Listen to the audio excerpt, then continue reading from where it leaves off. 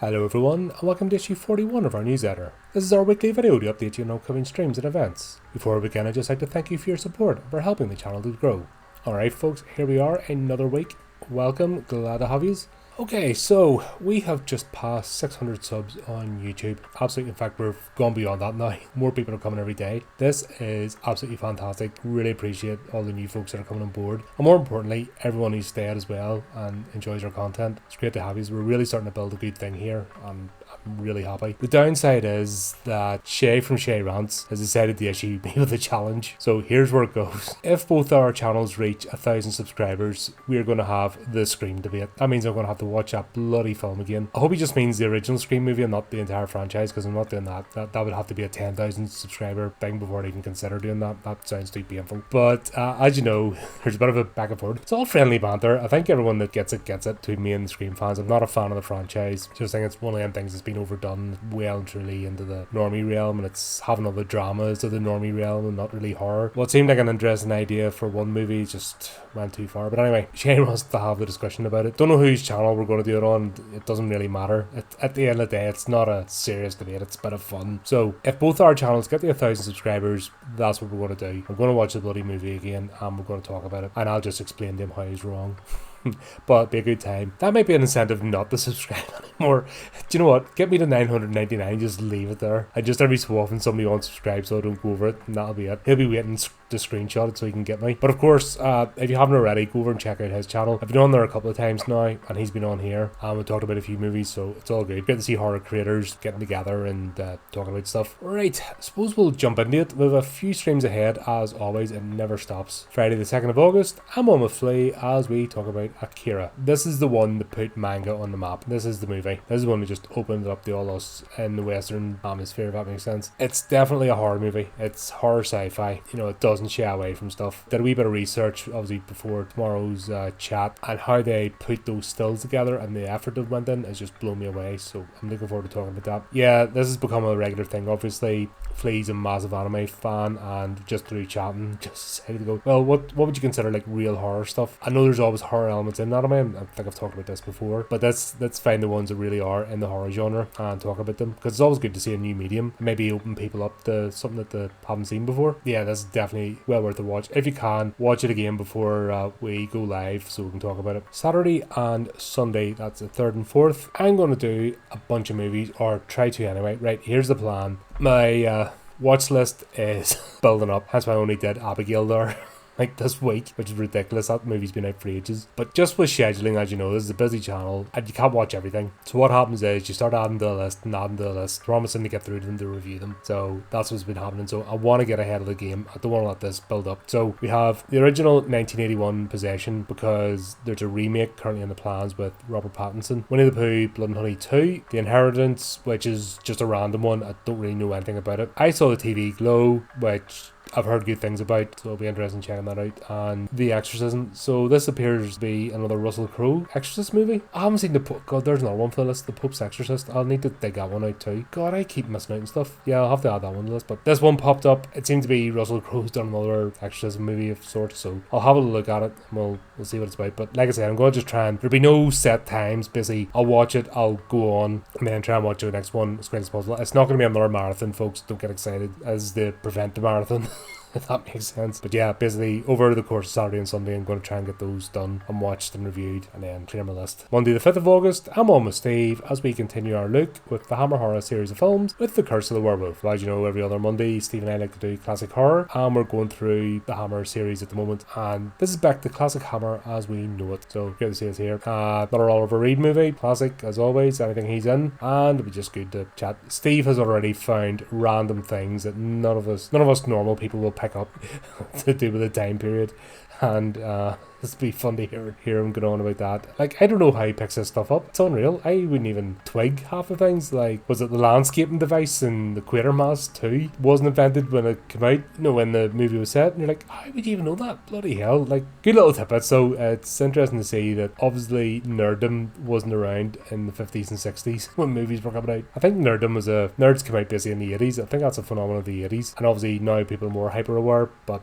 it just wasn't, people did not go on that level of detail back in the movie, so it'd be fun to do. And it's always great to catch up with Steve, and I'm sure we'll have the odd dad joke. Tuesday 6th of August, I'm on again with Brotherhood of Dice and Infinite Monkey Tales as we carry on with session 17 of the Draconis Strain trilogy. This of course is the Alien RPG we've been playing, and we're at the final part of Destroyer of Worlds, so we're on our way to sub-level 3 finally. We've lost team members, picked up team members on the way, the plot's thickened, more stuff's going on. It's just a matter of survival now, just trying to find a way to get off this bloody rock. Yeah, he basically needs to allow us off the rock, can't get off any other way. All the ships have been destroyed, there's nothing else to do, so we've got to play this out and find a way. But we've got the generator on, we're starting to act like a squad, things are moving forward, and it'll be interesting to see how this turns out. As always, great fun, have a laugh, and yeah, we're not paint by numbers, if that makes sense, playing the games. Like, we do meander a bit, and we pontificate, and we play our characters, and we play things out, but then that's all part of it. We're all group of people having fun. If you're coming expecting like Critical Role or anything with these sort of games, you're not going to get it.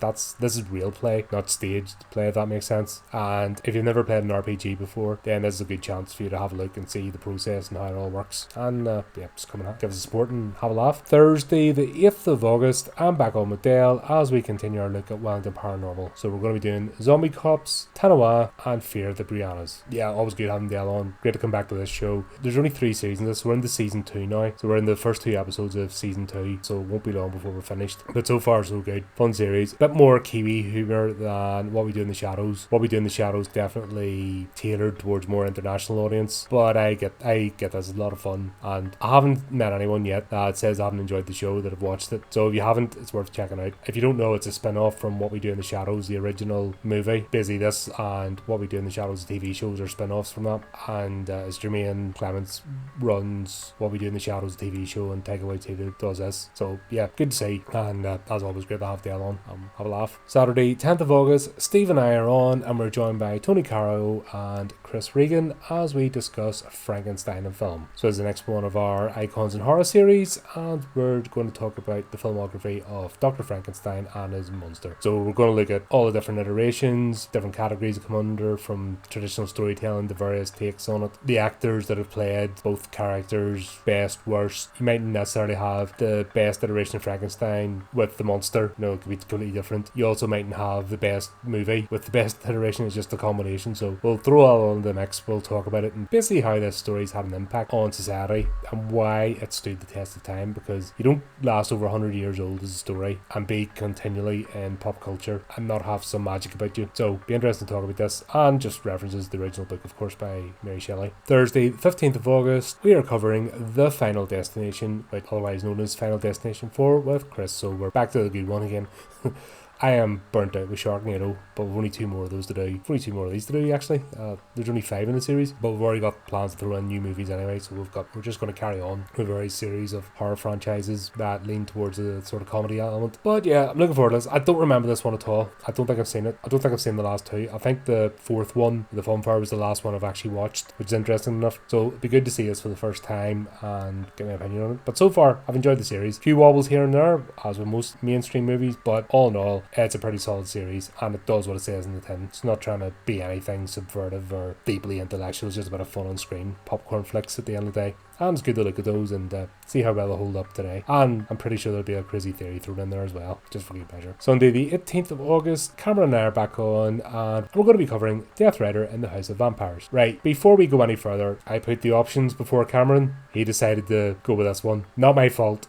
I was going to do it on my own. If you're not familiar, this is a Glenn Danzig movie. I don't know if we actually covered Veronica, or did Cameron just tell me to watch that one for a laugh and we just mentioned it in passing. I don't think we did a proper review. I need to check with him. I think I just watched it and then I swore at him all the way throughout the movie. It was that bloody terrible. But that was an anthology anyway. It was a bunch of different stories, but oh my god, it was shocking. Apparently this is worse. So this is even worse than Veronica. So it's going to be fun to just riff on it. But I just want to be clear, Karen made this choice. I gave him options, he went with this, so it's all his fault. But if you can, check it out and come and witness our pain as we go through this. I'm pretty sure it'll be fun. And finally, Sunday 29th of December, everyone's on. Cameron, Dale, Chris, Steve, myself, as we have the Talkspot birthday bash. So the channel turns 4 years old on the 26th, so we thought we'd get together and celebrate it. We're just going to talk basically about the channel, how it's came to be, how it's grown, where it's changed, where it's stayed the same, what future plans are. Everyone gives a sort of best moments compilation, and